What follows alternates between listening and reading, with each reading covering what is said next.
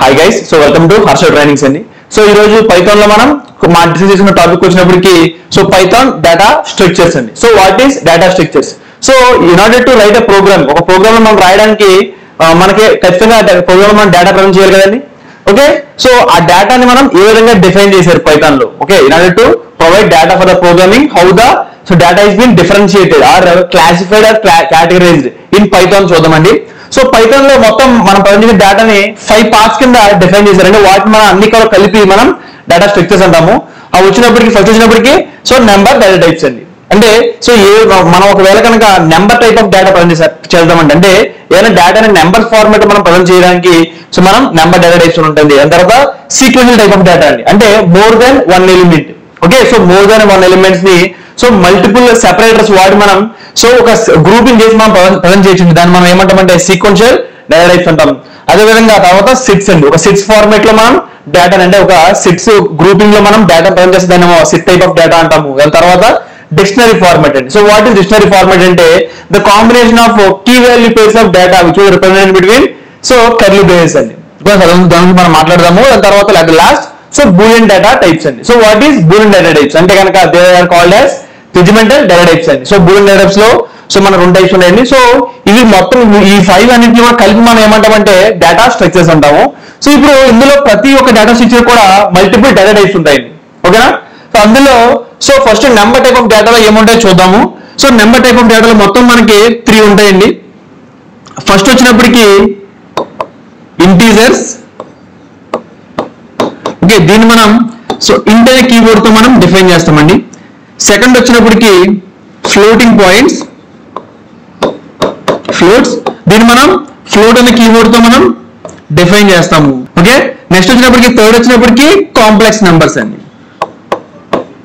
Okay, so ఈ complex numbers లో మనం సో కాంప్లెక్స్ అనే కీవర్డ్ తో మనం డిఫైన్ చేస్తామండి.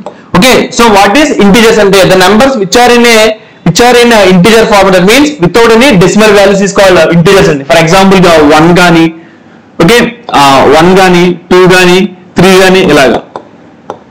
ఓకే, ఇలా ఎటువంటి డెసిమల్ వాల్యూస్ లాగా ఉంటాయి వాటిని ఇంటీజర్స్ అంటామండి.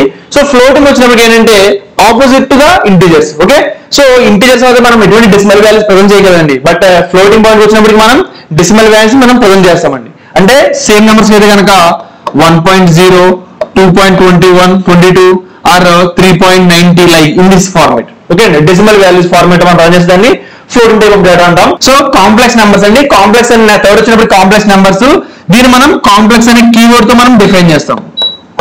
So what is complex numbers? So మనకు ఆల్రెడీ తెలుసు వాట్ ఈస్ కాంప్లెక్స్ నెంబర్స్ అంటే కనుక the combination of real numbers plus imaginary numbers. Imaginary numbers అండి. So what is real number? For example గా 10 వాల్యూ తీసుకున్నాం అనుకోండి, దీని వాల్యూ మనకు తెలుసు 10 అనే నెంబర్. సో అది రియల్ నెంబర్ అవుతుంది. అది ఇమాజినరీ నెంబర్ అయినా ఫర్ ఎగ్జాంపుల్ 20 అనే నెంబర్ మనం డిఫైన్ చేయాలనుకోండి, దానికి ఇమాజినరీ ఏంటంటే ఒక ఇమాజినరీ కాన్స్టెంట్ ఉంటుందండి. ఆ కాన్స్టెంట్ ఏంటంటే మనకు ఉండేది J. Okay, for example 20 J అండి. సో ఇది వచ్చినప్పటికి రియల్ పార్ట్ అవుతుంది. సో ఇది వచ్చినప్పటికి ఇమాజినరీ పార్ట్ అవుతుందండి. ఓకేనా? బికాస్ 10 యొక్క వాల్యూ మనకు తెలుసు కాబట్టి అది రియల్ అయింది. దానికి 20 వాల్యూ మనది సో ఇక్కడ మనం రాసిన కాన్స్టెంట్ తో డిఫైన్ అయి ఉంటుంది, దాని మీద డిఫైన్ అయి ఉంటుంది, లేకపోతే ఇది డిసిజన్ ఫ్యాక్టర్ గా ఉంటుంది కాబట్టి సో ఇది ఇమాజినరీ నెంబర్ అంటాం. సో ఈ ఫార్మాట్ మనం డేటా ప్రజెంట్ చేసి దాన్ని ఏమంటాం మనం కాంప్లెక్స్ నెంబర్స్ అంటామండి. Okay, clear? ఇప్పుడు సీక్వెన్షియల్ డేటా టైప్స్ అండి. So sequential type of datas ఏంటంటే ఫస్ట్ ఆఫ్ ఆల్ ఇది నంబర్ డేటా టైప్ అనుకున్నామండి. ఇప్పుడు మనం ఫర్ ఎగ్జాంపుల్ 1 అనేది మనం ప్రోగ్రామింగ్ డేటా కింద ఇవ్వాలి అంటే కనుక ఎగ్జాంపుల్ గా ఏ ఒక వేరియబుల్ తీసుకుంటాము, A = 1 అంటామండి. ఇక్కడ ఏమవుతుందంటే ఈ నెంబర్ డేటా టైప్ వచ్చినప్పటికి ఒక వేరియబుల్ కి ఓన్లీ ఒక వాల్యూ మాత్రం మనం ప్రొవైడ్ చేస్తున్నామండి. So but sequential type of data వచ్చినప్పుడు ఏంటంటే మనం మల్టిపుల్ వాల్యూస్ మనం ప్రజెంట్ చేస్తాము. బట్ ఆ మల్టిపుల్ వాల్యూస్ ఎలా ప్రజెంట్ చేయాలంటే we should use a comma separators అండి. అండ్ ఆల్సో ఒక రిప్రజెంటేషన్ కూడా ఉండాలి. సో ఆ రిప్రజెంటేషన్స్ అన్ని ఏంటో చూద్దాము. ఓకే అండి. సో ఫస్ట్ ఆఫ్ ఆల్ ఈ సీక్వెన్షియల్ టైప్ ఆఫ్ డేటాస్ లో ఏముంటాయంటే కనుక మొత్తం ఫస్ట్ వచ్చినప్పటికీ స్ట్రింగ్ టైప్ ఆఫ్ డేటా ఉంటుందండి.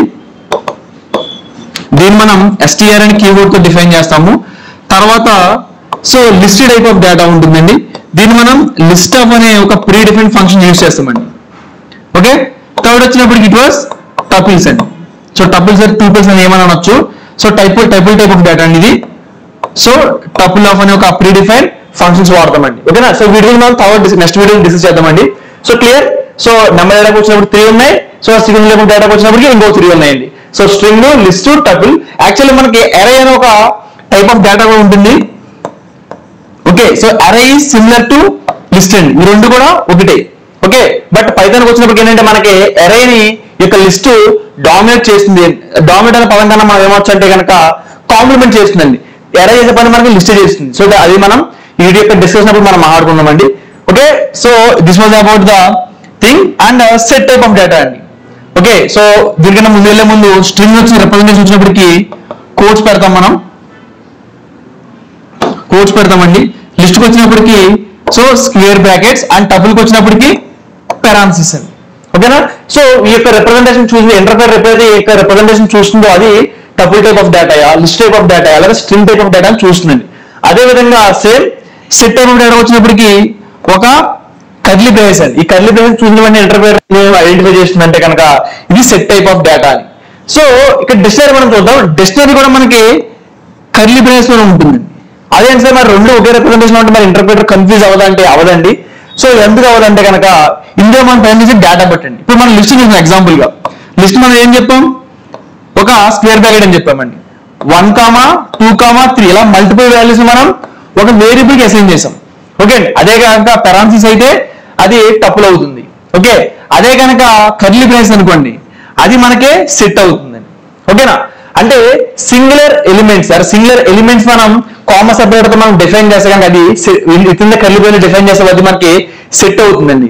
బట్ వేరే community dictionary the combination of key and value pairs అండి. ఓకేనా. సో కీ ఉంటుంది, వాల్యూ ఉంటుందండి. అది ఎగ్జాంపుల్ ఎలాగంటే ఫర్ ఎగ్జాంపుల్ గా name equals to XYZ. Okay అండి. Age equals to 30. సో ఈ విధంగా అండి ఇది వచ్చినప్పటికీ ఒక కీ అండ్ వచ్చినప్పటికీ ఆ కీ ఉన్న సబ్సిక్వెంట్ వాల్యూ, ఈ కాంబినేషన్ ని మనం సో కామా సెపరేటర్ తో మనం సెపరేట్ చేస్తామండి. సో ఇప్పుడు మనకి ఈ ఎలిమెంట్స్ లో ఈ యొక్క టైప్ ఆఫ్ డేటాలో ప్రతిది కూడా ఒక ఎలిమెంట్ అండి. అదే విధంగా డిక్షనరీ వచ్చినప్పటికీ ఈ కీ వాల్యూ పేరు కలిపి మనకి ఒక ఎలిమెంట్ అంటారు, లేదా ఒక ఐటమ్ అంటామండి. క్లియర్. సో ఇది వచ్చినప్పటికీ డిక్షనరీ టైప్ ఆఫ్ డేటా అండి.